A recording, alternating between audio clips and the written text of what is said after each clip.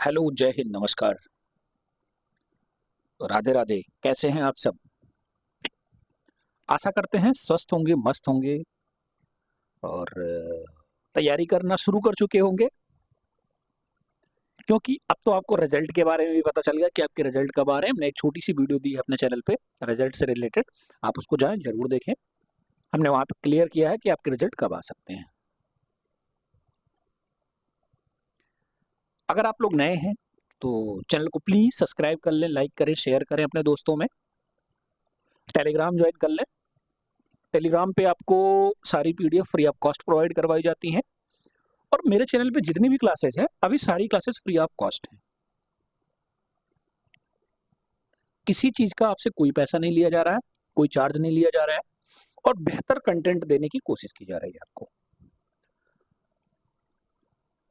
यहाँ से आपके एग्ज़ाम में direct question with in option या विद ऑप्शन के साथ फँसाने की कोशिश की जा रही है कि हाँ, आपको ऐसे ही क्वेश्चन एग्ज़ाम में मिल जाए। देखिए, क्वेश्चन से ज़्यादा आप व्याख्या पे निर्भर करिए कि क्वेश्चन की व्याख्या कैसे की जा रही है। क्योंकि जो क्वेश्चन बन गया, हो सकता है उसी से रिलेटेड एग्जामिनर कोई क्वेश्चन और कर ले, थोड़ा-सा चेंज करके। तो व्याख्या को आप लोग नोट करते चलिए। एक 60 कॉपी में पूरा नोट्स, एक ही कॉपी में हर सब्जेक्ट का नोट्स बना के 60 में रख लीजिए और एग्जाम टाइम आप उसको फास्ट रिवीजन कर सकते हैं। इसी क्रम में आज हम लोग अपना डीएलएड थर्ड सेमेस्टर का सामाजिक विज्ञान देखेंगे। सामाजिक विज्ञान देखने का उद्देश्य ये है कि आप उसकी व्याख्या पे ध्यान दीजिएगा। क्वेश्चन सारे प्रीवियस ईयर हैं, जो पिछले एग्जाम में आए हैं। क्वेश्चन वही है, लेकिन आप उसकी व्याख्या पे ध्यान दीजिएगा, क्योंकि डीएलएड क्या है, वो प्रीवियस ईयर पे ज़्यादा फोकस करते हैं। अगर वो कुछ चेंज भी करता है, तो ज़्यादा से ज़्यादा उसी क्वेश्चन से रिलेटेड कोई और चीज़ चेंज करता है। जैसे आपसे पूछा कि पानीपत का प्रथम युद्ध कब हुआ? पिछले साल एग्जाम में आया था, तो इस साल क्या पूछ सकता था कि पानीपत का प्रथम युद्ध किसके-किसके बीच हुआ? या फिर पानीपत का द्वितीय युद्ध किसके साथ हुआ? या कौ कब हुआ? तो ऐसे क्वेश्चन, मतलब जब मैं क्वेश्चन पढ़ाऊँगा तो आपको पूरी डिटेल में व्याख्या दे दूँगा कि यहाँ से ये क्वेश्चन बन सकता है और ये क्वेश्चन आ सकता है। ठीक है? चलिए फिर शुरू करें अपना क्वेश्चन। एक बार फिर आपसे कहूँगा कि अगर आप नए हैं तो चैनल को प्लीज़ सब्सक्राइब कर लें, लाइक करें, शेयर कर दें अपने दोस्तों में और कमेंट करके सुझाव दें कि आपको क्लास कैसी लग रही है, अच्छी लग रही है या फिर कुछ और सुधार किया जा सकता है। आप लोग अगर थोड़ा शेयर करेंगे तो हम अपनी स्टाफ को और बढ़ाएँगे और टीचर लेके आएँगे और धीरे-धीरे क्लासेस और आपको डिजिटल बोर्ड के माध्यम से मिलनी शुरू हो जाएँगी और सारी व्यवस्थाएँ आपकी, हैंड रिटन नोट्स भी आपके तैयार किए जा रहे हैं। आपको वो भी फ्री ऑफ कॉस्ट प्रोवाइड करवाए जाएँगे। चलिए फिर शुरू करते हैं अपने क्वेश्चंस को और एक-एक क्वेश्चन विद व्याख्या पढ़ते हैं और देखते हैं। ये 2024 का क्वेश्चन है। कब आया था? 2024 में आया था। क्या क्वेश्चन था? क्वेश्चन था हमारा कि भारत पर प्रथम मुस्लिम आक्रमण कब हुआ था? भारत पर प्रथम मुस्लिम आक्रमण कब हुआ था? देखो, मैं आप लोगों को एक चीज़ बता रहा हूँ कि अगर आप क्वेश्चन एग्ज़ाम में पढ़े हैं, तो उसको 1-2 बार ज़रूर क्लियर करें। क्लियर करने का मतलब ये है कि आप अगर क्वेश्चन पढ़ लेंगे 2 बार, तो आपको पता चल जाएगा कि क्वेश्चन पूछ क्या रहा है और बताना क्या है, तो गलती कम होगी। ठीक है? तो पहला क्वेश्चन आपका है कि भारत पर प्रथम मुस्लिम आक्रमण कब हुआ था?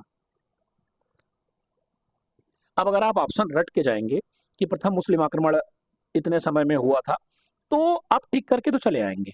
लेकिन अगर आपका एग्ज़ामिनर थोड़ा-सा घुमा दिया, तो आप फँस जाएँगे। कैसे घुमा सकता है इस सवाल में कि इस ऑप्शन की जगह पे एक ऑप्शन और दे सकता है। आपका ऑप्शन नंबर 5 दे दिया 636, क्या दे दिया? 636, ठीक है? अब आपसे पूछ लिया कि प्रथम मुस्लिम आक्रमण कब हुआ था? तो इस क्वेश्चन के अकॉर्डिंग आपका आंसर जो बोर्ड ने माना और जो आपको किताब में मिला, वो क्या मिला? 712 मिला। क्या मिला? 712 मिला। लेकिन जब ये ऑप्शन नहीं था लास्ट में, अगर ये ऑप्शन था, तो थोड़ा इतिहास जानते हैं। इतिहास में क्या था कि भारत पर जो पहला मुस्लिम आक्रमण हुआ था, वो 636 ईस्वी में हुआ था। पर रीजन क्या था कि वो आक्रमण सफल नहीं हुआ था। क्या हुआ था? वो आक्रमण सफल नहीं रहा था, वो विफल हो गया था। वो लोग हार गए थे। इसके बाद 712 ईस्वी में मोहम्मद बिन कासिम, कौन आया? मोहम्मद बिन कासिम आया और सिंध पर उसने आक्रमण किया। कहां आक्रमण किया? सिंध पर आक्रमण किया। अब आपसे क्वेश्चन ये पूछ सकता है कि प्रथम मुस्लिम आक्रमण किसने किया था? तो आप क्या लिखेंगे? मोहम्मद बिन कासिम। क्या? मोहम्मद बिन कासिम। कब किया था? 712 में। कब किया? इसने आक्रमण किया 712 में, ठीक है। पहली बार आक्रमण कब किया?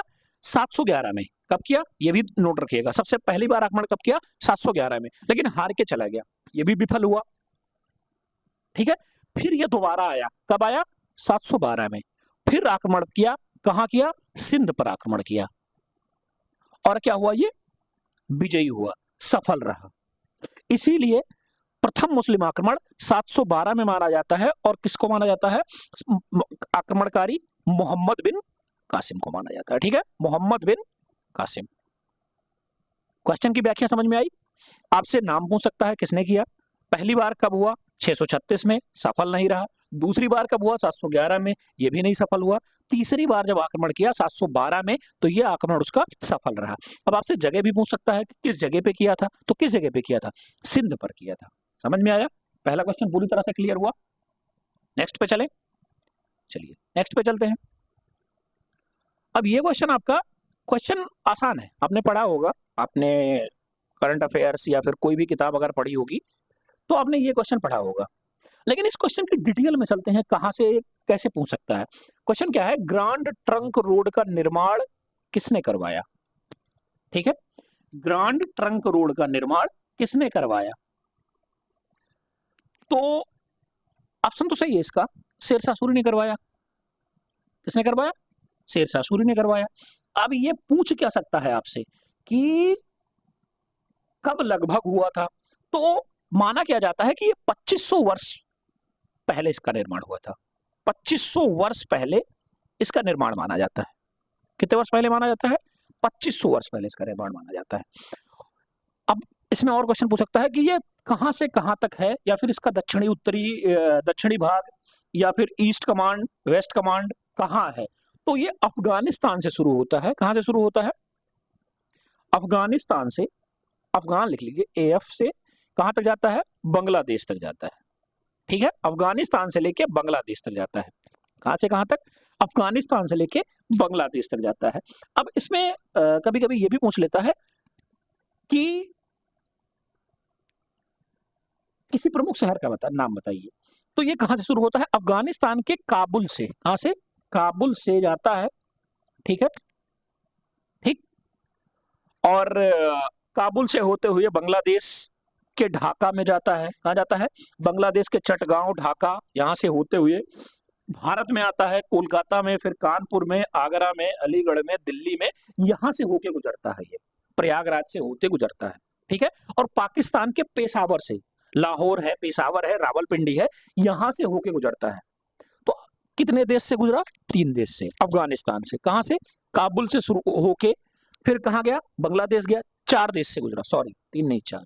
अफगानिस्तान के काबुल से शुरू हुआ, बांग्लादेश गया, बांग्लादेश के चटगांव से होते हुए ढाका, ढाका से फिर आया बांग्लादेश, बांग्लादेश से इधर आया कानपुर, प्रयागराज से होते हुए फिर इधर निकल गया पाकिस्तान के लाहौर, पेशावर और रावलपिंडी में होते हुए।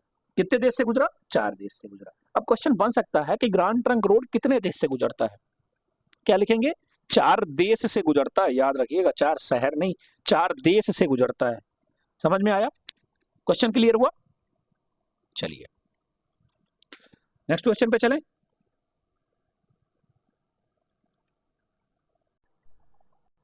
अगला क्वेश्चन अपना है कि अस्थाई बंदोबस्त प्रणाली, अस्थाई बंदोबस्त प्रणाली कब शुरू हुई? प्रणाली शुरू की गई या किसने शुरू की या कब शुरू हुई? तो किसने पूछा है शुरू की, तो पहले हम लोग डायरेक्ट आंसर पे चलते हैं। किसने शुरू की? लॉर्ड, भैया हम इनको लॉर्ड नहीं बोलते, पहली बात तो ये जान ली। ऑप्शन में लिखा तो हमें लिखना पड़ा, कोई लॉर्ड नहीं है ये हमारे लिए, ठीक है, ये हमारे देश के लुटेरे थे, लॉर्ड नहीं थे। किसने शुरू की? कार्निवास से शुरू, या कार्निवालिस बोलते हैं, टाइपिंग मिस्टेक है थोड़ा। इनका नाम पूरा था कार्नवालिस, ठीक है, कार्नवालिस, कार्नवालिस, ठीक है।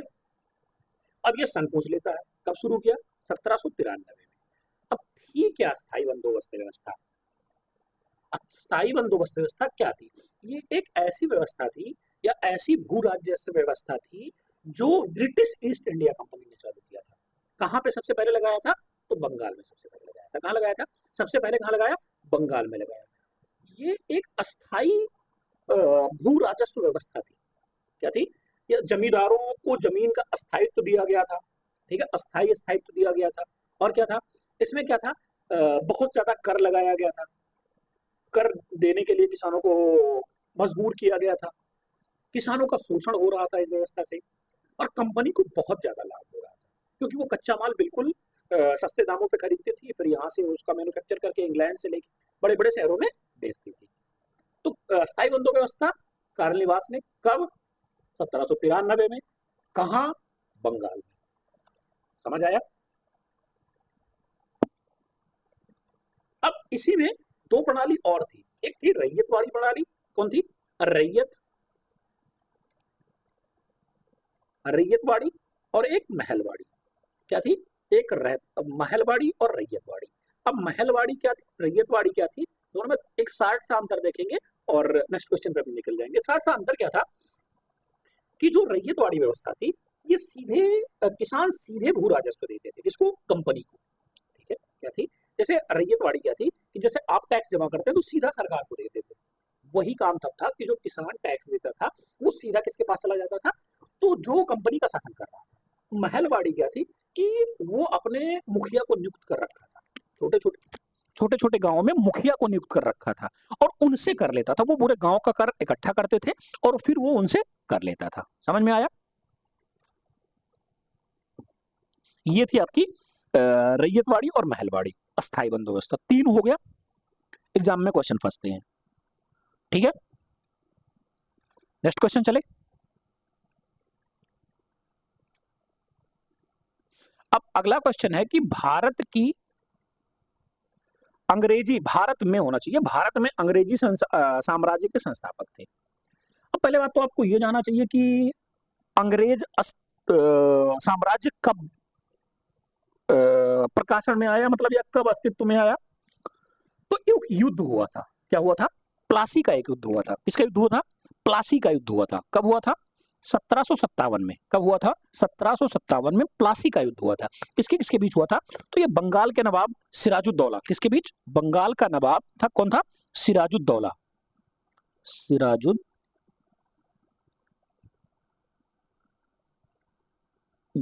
ठीक है। बंगाल का नवाब कौन था? सिराजुद्दौला। और उसके बीच हुआ था, किसके बीच हुआ था? ब्रिटिश शासन के बीच हुआ था। किसके बीच हुआ? 1757 में प्लासी का युद्ध हुआ। ये आपके एग्जाम में बहुत पूछता है, ये आपके समझ लीजिए पीटी देंगे उसमें दिया है।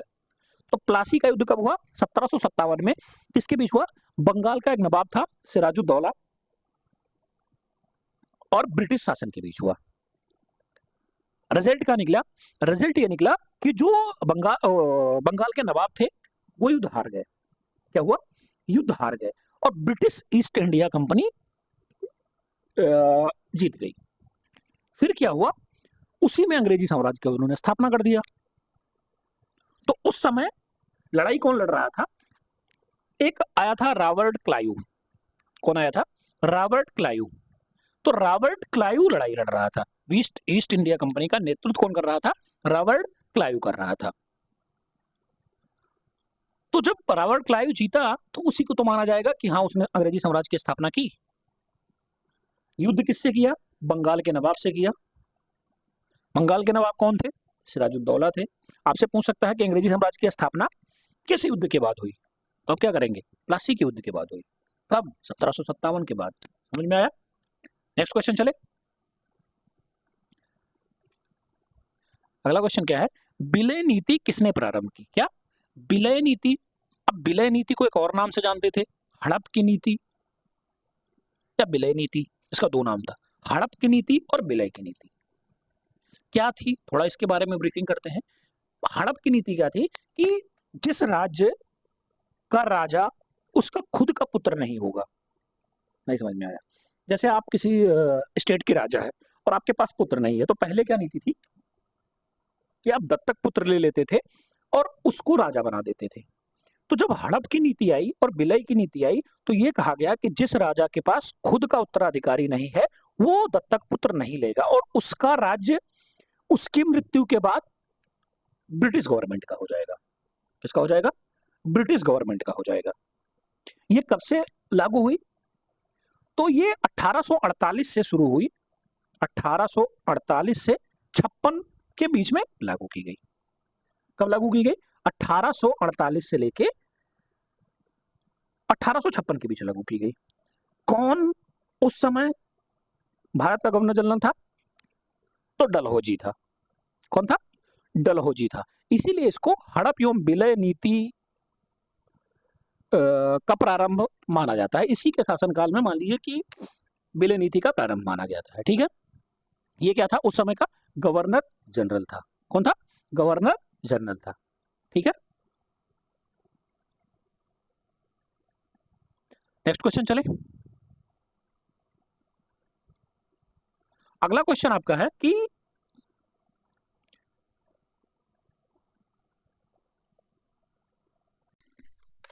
नेक्स्ट क्वेश्चन अपना था कि पपास नहीं होता है, पंपास होता है। ठीक है, पंपास घास का मैदान कहाँ पाया जाता है? अब ये जो घास के मैदान है ये आपके एग्जाम में बहुत आते हैं। मतलब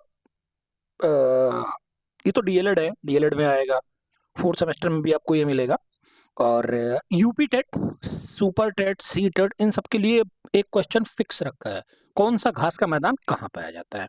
तो ये पंपास घास का मैदान, जो पंपास घास का मैदान है ये कहाँ पाया जाता है? तो पंपास के घास का मैदान आपका ये पाया जाता है, तो ये आपका दक्षिण अमेरिका में पाया जाता है। कहां पाया जाता है?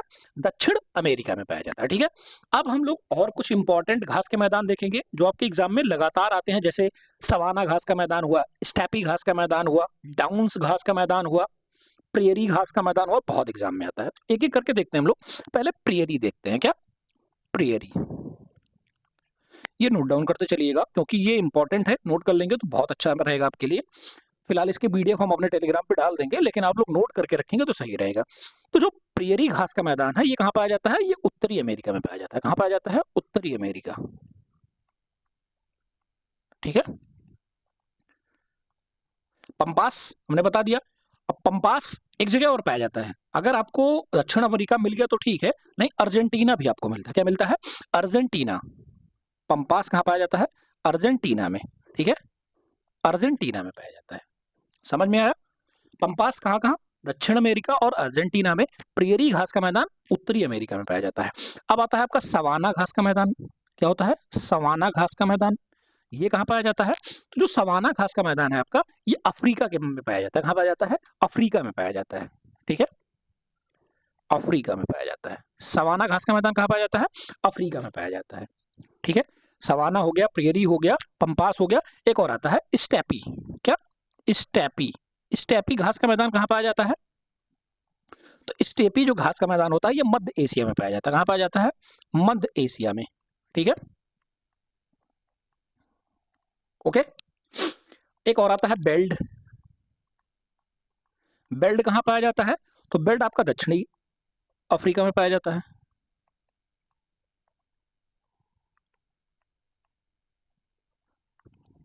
ओके, एक डाउन्स बहुत आता है। देखो डाउन्स याद करने की मैं ट्रिक बता रहा हूँ, जैसे हमने याद कर रखा है। अगर आप थोड़ा बहुत क्रिकेट देखते होंगे तो आपको ये पता होगा कि जो ऑस्ट्रेलियन बॉलर होते हैं, जो ऑस्ट्रेलिया के गेंदबाज होते हैं, उनकी गेंद बाउंस बहुत करती है, वो बाउंसर बहुत मारते हैं। तो डाउन्स को बाउंस से रिलेट करिए। Downs bounce, downs bounce, same sound आ रहा है ना? अगर आप कहीं भी डाउन्स देखेंगे तो आप डाउन्स मत पढ़िए, बाउंस पढ़िए। बाउंस कहाँ के बॉलर? ऑस्ट्रेलिया के बॉलर। कहाँ का है ये? ऑस्ट्रेलिया का। ठीक है, समझ में आया? समझ आया? नेक्स्ट क्वेश्चन चले। चलिए, अगली क्वेश्चन है अपना, संसार का या संसार की सबसे गहरी झील। ठीक है, संसार की सबसे गहरी झील, याद करने की ट्रिक बता रहा हूं। गहरी मतलब काल है आपके लिए। अगर आप किसी गहरे जगह पे चले गए तो आपके निकलना मुश्किल है, काल है आपके लिए वो। तो गहरा काल, गहरे को किससे रिलेट करेंगे? काल से। बैकाल, बैकाल नहीं बैकाल, क्या? बैकाल झील। अब इससे क्वेश्चन आपको और पूछ सकता है कि बैकाल झील जो है वो कितने मीटर अंदर गहरी है, कितनी मीटर उसकी गहराई है? तो मीटर में है 1642 मीटर। कितना मीटर? 1642 मीटर। अगर फिट में पूछ लिया ये तो क्या बताएंगे? 5387 फीट। कितना? 5387 फीट ये क्या है? गहरी है। कौन सी? बैकाल झील। समझ आया?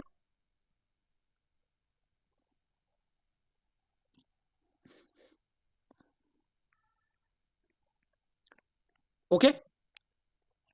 चिल्का झील अपने भारत की है, खारे पानी की झील कहा जाता है इसको। चिल्का और सांभर दो झील है, खारे पानी की झील भारत में। भारत की मीठे पानी की झील किसको कहा जाता है? भारत के मीठे पानी की झील किसको कहा जाता है? बुलर झील को कहा जाता है। ये कहाँ पे है? इस समय काफी ज्यादा चर्चा में है। तो कहाँ पे है? बुलर झील, J&K, जम्मू कश्मीर में है। ठीक है, ठीक। सांभर झील ये कहाँ की है? ये आपके राजस्थान की है। ठीक है, समझ में आया? आगे चलें, चलिए नेक्स्ट क्वेश्चन। अगला क्वेश्चन अपना है कि डिगबोई, क्या? डिगबोई तेल, ये तेल शोधक संस्थान है, ठीक है, ये किस राज्य में स्थित है? तो आपने थोड़ा पढ़ा होगा तो आपको पता होगा, डिगबोई असम। एक ट्रेन चलती है डिगबोई टू असम, या यहाँ से लेके डिगबोई असम में। तो डिगबोई कहाँ है? तो ये असम में है। कहाँ है? असम में है। आसाम नहीं, असम में है। कहाँ है? असम में है। ठीक है, ये इसको क्या कहा जाता है? इसको कहा जाता है कि एशिया का सबसे पहला तेल का कुआं खोदा गया। क्या कहा जाता है?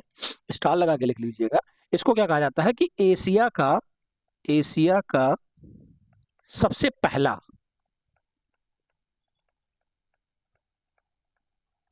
तेल का कुआं। क्या? ठीक है, ये कब खोदा गया? तो ये 1866 में मान्यता है कि इसकी खुदाई शुरू की गई। ठीक है, अब समझ आया? नेक्स्ट क्वेश्चन पे चलते हैं। भारत का प्रथम परमाणु केंद्र कहां है और भारत में कुल कितने परमाणु केंद्र हैं? तो जो भारत का प्रथम परमाणु केंद्र है वो कहां है? तो वो आपका तारापुर में है। कहां है? तारापुर। ये कहां है? महाराष्ट्र में है। कहां है? महाराष्ट्र में। ठीक है, अब क्वेश्चन आपसे पूछ लेता है कि कुल कितने हैं? तो कुल अभी तक 7 को मान्यता दी गई है। ठीक है, पूछ लेता है जैसे काकरापार, ये कहां का है? तो काकरापार गुजरात का है। कहां का है? गुजरात का है। नरौरा आपके उत्तर प्रदेश का है। कहां का है? उत्तर प्रदेश का। ये मोस्ट इंपॉर्टेंट है, याद रखिएगा। नरौरा ये उत्तर प्रदेश का हो गया। कलपक्कम, कलपक्कम कहां का है? एक कलपक्कम और एक कुडनकुलम। कुडनकुलम जो है वो भारत का सबसे बड़ा परमाणु ऊर्जा केंद्र है। कहां? कुडमकुलम, लिख लीजिए। कुडनकुलम। ठीक है, ये भारत का सबसे बड़ा है और ये कहां है? तमिलनाडु में है। कहां है? तमिलनाडु। ओके, ये कहां है? तमिलनाडु में है। ठीक, नेक्स्ट क्वेश्चन। अगला क्वेश्चन अपना है कि किस राज्य की तट रेखा सबसे लंबी है? अब तट रेखा क्या होती है? जैसे मैंने बना लिया ये देश का कुछ रफली मैप है, ऐसे बना लिया। तो जिसके किनारे समुद्र हो, क्या हो? समुद्र हो, महासागर हो, सागर हो, उसके तट पे जो बसा है वो भारत का कौन सा सबसे लंबा राज्य है जिसकी सीमा तट पे लगती है? तो कौन सा है? गुजरात है।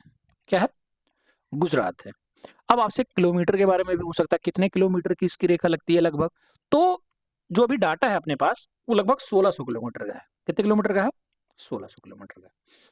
देखिए ये तो पहली हो गई, कभी कभी दूसरी भी पूछ लेता है। अगर वो आपको फंसाना चाह रहा है तो पहली के बाद दूसरी पूछ लेगा। दूसरी सबसे लंबी किसकी लगती है? तो वो आंध्र प्रदेश की लगती है। किसकी? आंध्र प्रदेश। ओके, आंध्र प्रदेश की कितनी लगती है? तो 974 किलोमीटर। कितनी? 974 किलोमीटर आंध्र प्रदेश की लगती है। सबसे ज्यादा किसकी लगती है? गुजरात की लगती है, 1600 किलोमीटर। बाकी ये जितने हैं सबकी तटीय लगती है, लेकिन इतनी बड़ी नहीं है। तमिलनाडु की लगभग लगती है 906 किलोमीटर। ठीक है, ऐसे ही सब इसके बाद कम कम चली गई हैं। आंध्र प्रदेश के बाद तमिलनाडु है, ऐसे धीरे धीरे इसी ऑर्डर में चली गई हैं। Okay, next question.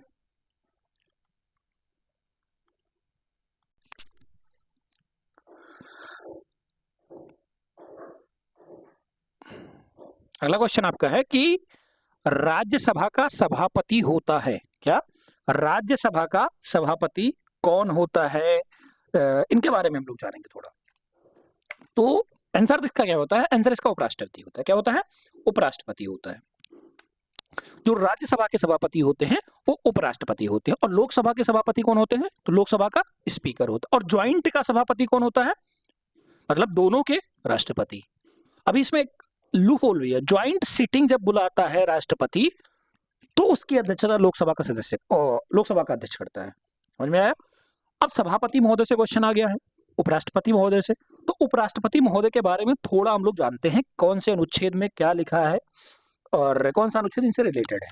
तो जो आर्टिकल अपना संविधान का 63 है, 63 है, उसमें क्या लिखा है कि भारत का एक उपराष्ट्रपति होगा। क्या होगा? भारत का एक उपराष्ट्रपति होगा। वहीं 64 में क्या लिखा है? 64 में लिखा है कि उपराष्ट्रपति जो होगा, जो उपराष्ट्रपति होगा वही राज्यसभा का पदेन सभापति होगा। क्या? राज्यसभा का पदेन सभापति अगर आपसे पूछे तो यह आर्टिकल 64 में लिखा है, आर्टिकल 64 में लिखा है कि राज्यसभा का सभी पदेन सभापति उपराष्ट्रपति होगा। ओके, ऐसे 65 में क्या लिखा है? राष्ट्रपति का पद खाली होने पर उपराष्ट्रपति राष्ट्रपति के पद भारत ग्रहण करेगा। ठीक है, जब तक चुनाव ना हो जाए, राष्ट्रपति का पद खाली है तो उपराष्ट्रपति भारत का राष्ट्रपति माना जाएगा। 66 में लिखा है कि उपराष्ट्रपति का निर्वाचन होगा। ठीक है, 67 में लिखा है आपका कि उपराष्ट्रपति का कार्यकाल 5 वर्ष का होगा। ऐसे 68 में लिखा है उपराष्ट्रपति के हटाने के लिए महाभियोग प्रस्ताव हो सकता है। और 69 में आपका लिखा है उपराष्ट्रपति की शपथ दिलाई जाती है। कुछ समझ में आया? कोई भी क्वेश्चन कहीं से भी पुटअप कर सकता है आपसे। नेक्स्ट क्वेश्चन चले। चलिए, अब आ गया आपका भारतीय रिजर्व बैंक, आरबीआई। क्या?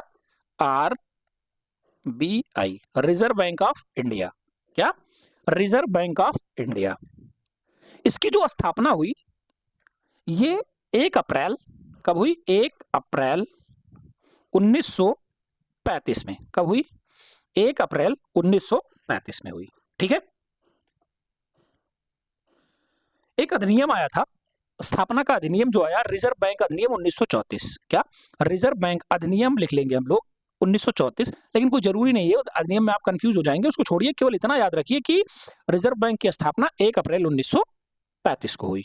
कब हुई? 1 अप्रैल 1935 को हुई। ठीक है, इसकी जो मुख्यालय है या मुख्य ब्रांच है ये कहां है? तो ये मुंबई में है। कहां है? मुंबई में। अब एक क्वेश्चन इसमें बहुत इंपॉर्टेंट बनता है कि मुंबई कब ट्रांसफर किया गया?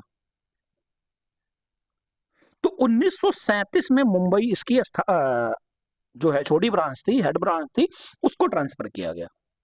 इसके पहले कहां था? केंद्रीय कार्यालय, केंद्रीय कार्यालय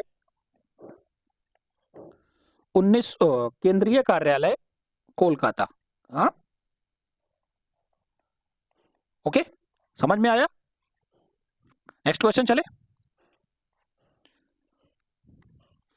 अगला क्वेश्चन अपना है कि भारत में हरित क्रांति के जनक किसको माना जाता है? तो भारत में जो हरित क्रांति के जनक हैं, ये क्वेश्चन इस समय करंट सिनेरियो में ज्यादा इंपॉर्टेंट है। क्यों इंपॉर्टेंट है? क्योंकि जो हरित क्रांति के जनक थे उनको भारत रत्न से सम्मानित किया गया है। किससे सम्मानित किया गया है? भारत रत्न, जो भारत का सबसे बड़ा पुरस्कार माना जाता है। ठीक है, भारत रत्न। कौन थे?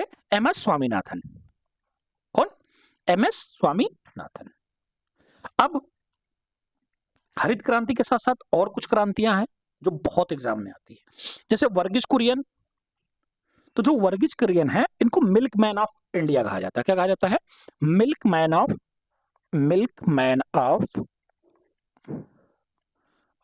इंडिया। ठीक है, मिल्क मैन ऑफ इंडिया। इन्होंने दुग्ध क्रांति या फिर श्वेत क्रांति के जनक इनको माना जाता है। दुग्ध क्रांति या श्वेत क्रांति के जनक वर्गीज कुरियन को माना जाता है। समझ आया? ठीक है, बहुत सारी क्रांतियां हैं। रजत क्रांति के जनक इंदिरा गांधी जी को माना जाता है। पीली क्रांति के जनक सैम पित्रोदा जी को माना जाता है। श्वेत क्रांति वर्गीज कुरियन हो गए आपके। नीली क्रांति अरुण कृष्णन है। ऐसे बहुत सारे लोग हैं। स्वर्ण क्रांति निरपत पेत्रूज जिनको माना जाता है। ठीक है, आगे चलते हैं। भारत का प्रथम नागरिक कौन होता है? क्या है? भारत का प्रथम नागरिक। अब जो भारत का प्रथम नागरिक होगा वो हमारे देश का सर्वोच्च पद पे होगा। तो हमारे देश का सर्वोच्च पद क्या है? राष्ट्रपति है। तो राष्ट्रपति भारत का प्रथम नागरिक होता है। समझ में आया? आर्टिकल 52। ठीक, आगे चलते हैं।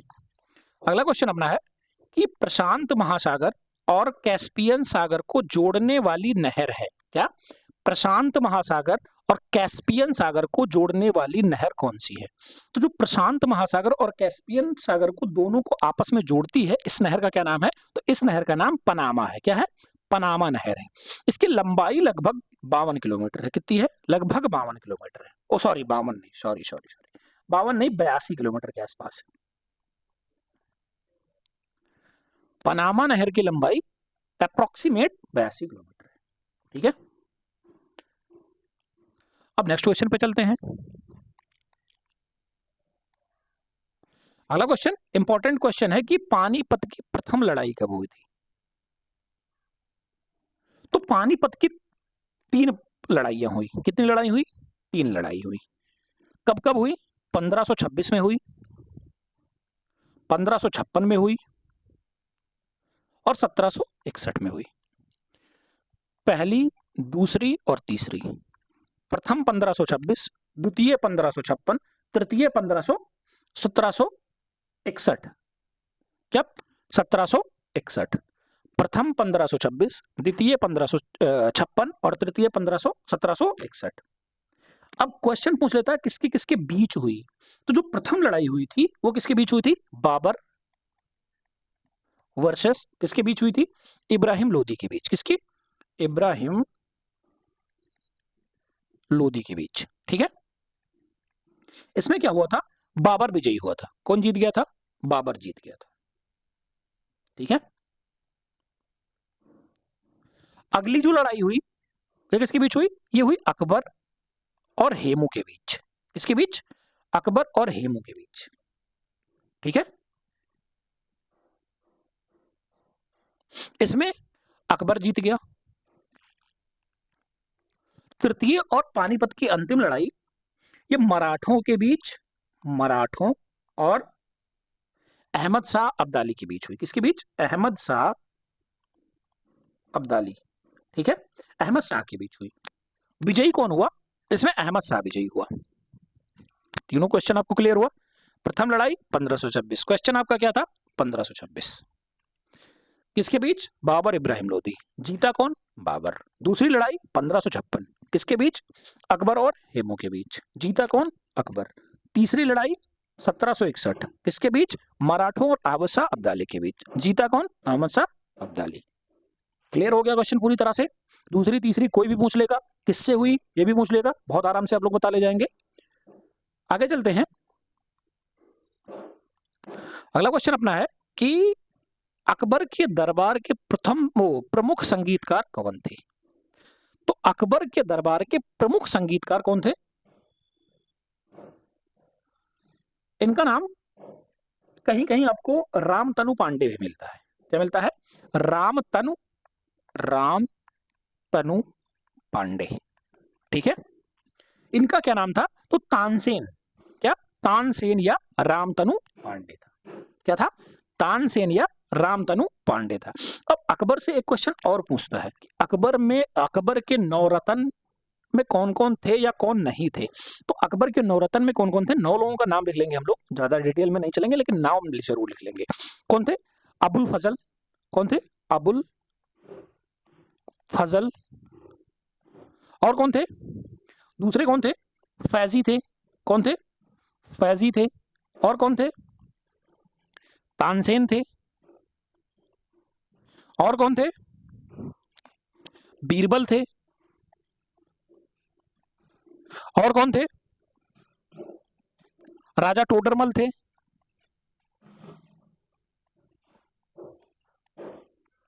और कौन थे? राजा मान सिंह थे।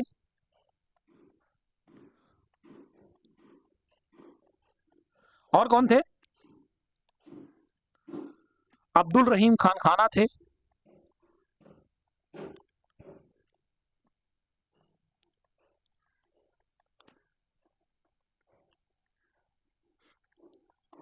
खाना। और कौन थे? मुल्ला दो प्याजा थे। कौन? मुल्ला दो प्याजा। ठीक है, एक लोग और कोई थे, अब्दुल रहीम खान खाना, अब्दुल फजल, फैजी, तानसेन, बीरबल, टोडरमल, राजा मान सिंह और मुल्ला दो प्याजा। एक और थे, एक नाम जो मिसिंग दिमाग में नहीं आ रहा। कौन थे? हाँ, हकीम हुमाम। कौन थे? हकीम, 9 पे हकीम हुमाम। ठीक है, हकीम हुमाम। ये 9 लोग अकबर के 9 रत्न थे। ठीक है, नेक्स्ट क्वेश्चन। अगला क्वेश्चन अपना है कि जहांगीर के बचपन का क्या नाम था? जहांगीर के बचपन का क्या नाम था? अब जहांगीर के बचपन का क्या नाम था? आपने पढ़ा होगा। तो जहांगीर के बचपन का नाम नूर उद्दीन, क्या? नूर उद्दीन मोहम्मद सलीम था। नूरुद्दीन मोहम्मद सलीम था। क्या था? नूरुद्दीन मोहम्मद सलीम था। Okay, next question. बुलंद दरवाजे का निर्माण किसने करवाया? अब बुलंद दरवाजा कब बना था? तो ये 1573 की जब विजय हासिल की थी, किसने? अकबर ने अपनी 1573 में जब विजय हासिल की थी तो इसका निर्माण करवाया था। कहां करवाया था? आगरा में। कहां करवाया था? आगरा में। ठीक है, किसने हासिल की थी विजय? अकबर ने हासिल की थी। ठीक है, ये है कहां? फतेहपुर सीकरी, आगरा में है। ठीक है, नेक्स्ट क्वेश्चन चले।